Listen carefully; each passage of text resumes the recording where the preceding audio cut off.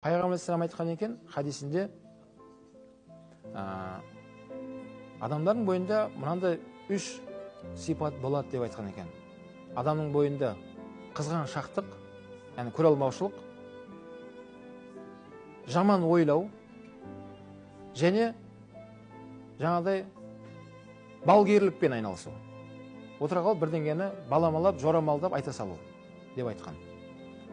Кейін сахабалар, я Расулалла, осы үш сипаттан арылу жолын айтыңызшы деген кезде, Пайғамбар алейхиссалам айтады, көре алмаушылық бойларыңды бойлаған кезде, сол кезде Алладан кешірім сұраңыздар дейді.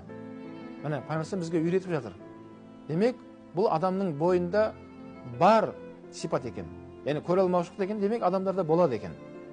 Оны жоғалтып жіберіп алмайды екен, бірақ онымен күресу жолын үйретті Пайғамбар дейді. Сол кезеңде көре алмаушылық бойлаған кезде Алладан кешірім сұраңыздар деді. Я Раббы, мені кешір, сол бауырыма өзің сол бергеніңді артық бере бер, соның жолын бізге де нәсіп ет деген мағынада Алладан кешірім сұрап дұға жасап жіберу керек екен. Екіншісі, жаман ойлау, ой келген кезде ол ойды дамытпаңыздар деді Пайғамбар алейхиссалам. Адамға жаман ойлаған кезде оны отырып алып дамыта берсе, оның айтпасы да белгілі, оның соңы немен аяқталатындығы. Бәлкім оны сол әуел баста тоқтап тастау керек, ондай ойды дамытпаңдар деді.